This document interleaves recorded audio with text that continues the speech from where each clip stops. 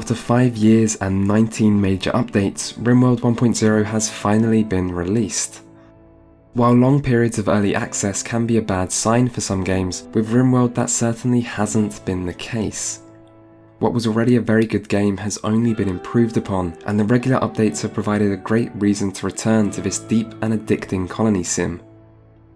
After randomly generating a remote and sparsely populated planet, Rimworld places you in charge of a small group of crash-landed colonists, with the ultimate objective being to simply survive.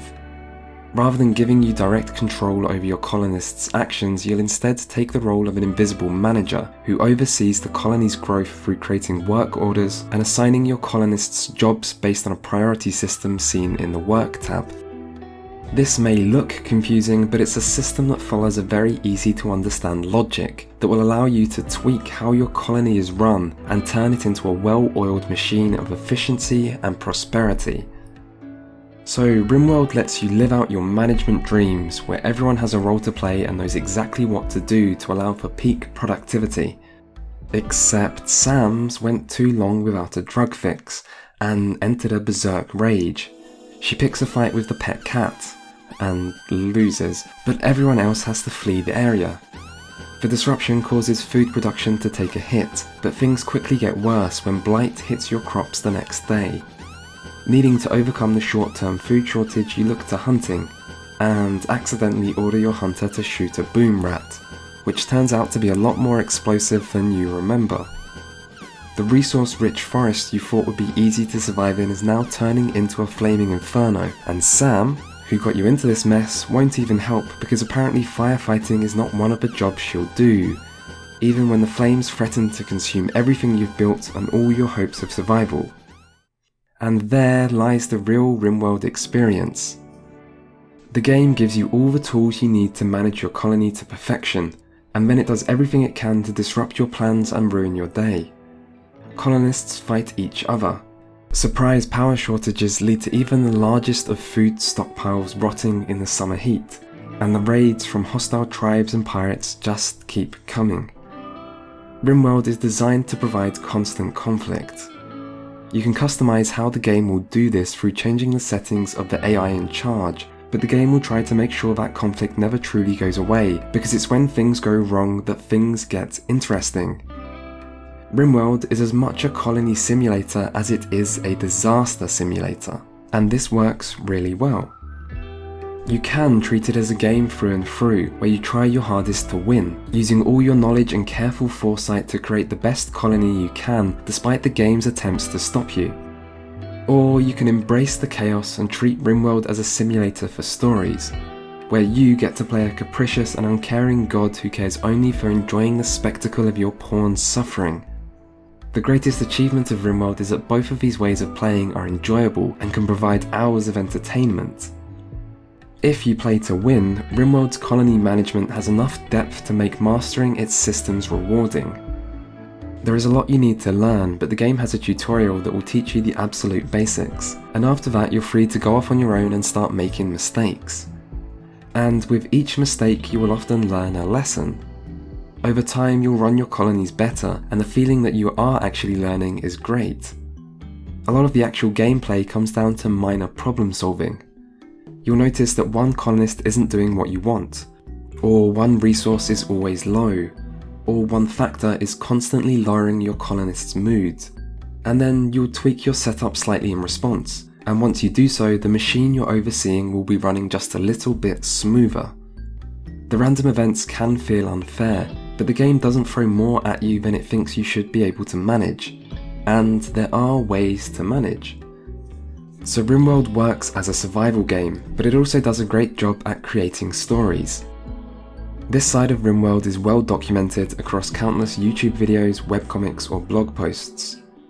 Everyone who plays this game seems to have at least some stories to tell of their experiences, and these stories work so well because they are your stories. They're the result of your mistakes, they involve your colonists, and their outcomes are things you have to deal with. The small number of colonists you'll find yourself overseeing means each one feels important.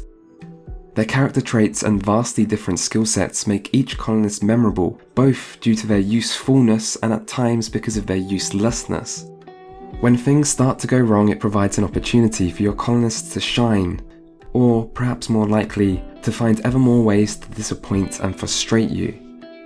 And so Rimworld offers an enjoyable experience whether you treat it as a survival game or as a storytelling simulator, but there are clear limits to both these sides of the game. If you treat Rimworld as a game you try to win at, you'll sooner or later realise that the way it's designed can be limiting. There is a choice of difficulty and some settings you can change, but the main challenge of the game comes from dealing with enemy raids. Combat in Rimworld is a simplistic affair. You can manually draft your colonists, which allows you to take control and position them as you please, but that's about all you do.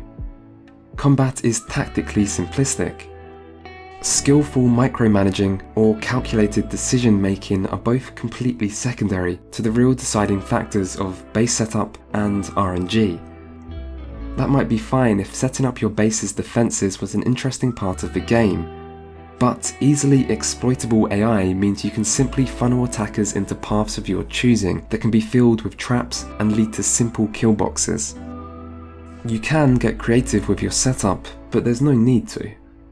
Higher difficulties and later game states might require larger kill boxes with more traps and more turrets, but this still provides little challenge.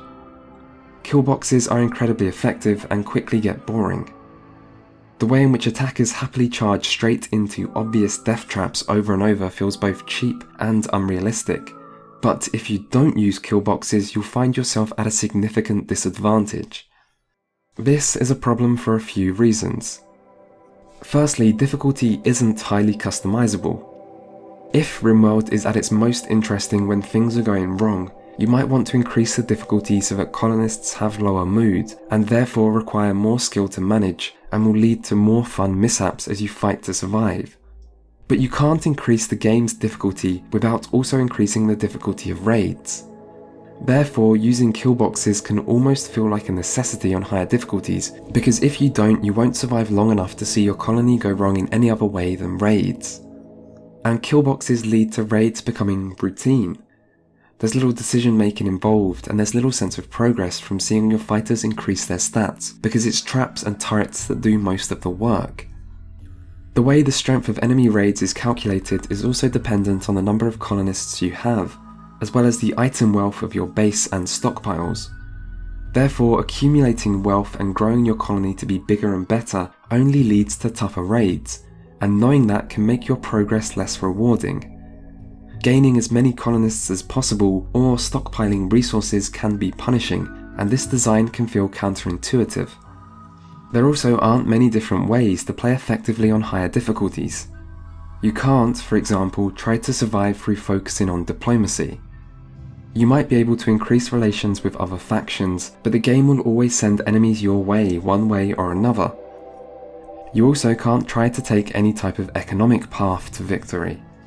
You can trade, and it's easy to make some money this way, but there's very little to spend that money on that helps against the only thing that really matters, enemy raids, because options to trade are quite limited, and the things you need are usually easier to craft yourself than try to wait and buy. So the most effective path to survival is more narrowly constrained than you might expect, given the game's otherwise open nature. There are ways in which the game tries to make raids more interesting. Specific events like crashed psychic ships or bug infestations, as well as different types of enemy raids like sieges, sappers and drop pods, do try to make things more varied and certainly provide a greater challenge. But dealing with these can sometimes feel more frustrating than fun, and neither combat nor building-based defences ever really feels as fleshed out as it should be given its high importance to your task of survival. Emergent storytelling is also limited, but not by design choices as much as the inevitable reality that no matter how many ways the game tries to create some drama, eventually you'll start to feel like you've seen it all before. Events become repetitive, individual colonists stop feeling quite so unique, and the capacity for the game to truly surprise you is greatly diminished over time. Although, while diminished, it's never completely eliminated. There's always some odd combination of events you haven't seen, as well as all the ways for your own creativity to factor into making your playthroughs more unique. And if Rimworld can be criticised for becoming less interesting the more you play, it should also be acknowledged that the time it takes for that to happen is long. Rimworld will provide many hours of enjoyment before you ever reach the point where you feel you've seen everything already. And if combat can seem lacking in depth, there are plenty of other areas to make up for it. Things like the social system and colonists' needs are modelled in a detailed way. Factors like temperature play a big part in managing your base, and the different biomes and map variables can have a huge impact on how your quest for survival plays out.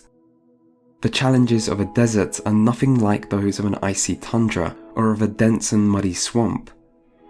So there is a limit to both Rimworld's depth and its ability to create stories, but they're limits you won't reach for a long time. And that's before considering mods. The Rimworld mod scene is very active, and the addition of mods can hugely increase the game's already long lifespan by giving you new options to play around with and tweak your experience in a number of ways.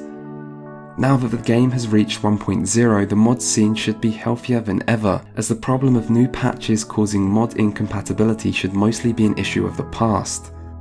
The mod scene has also been helped by the game's simple graphic style.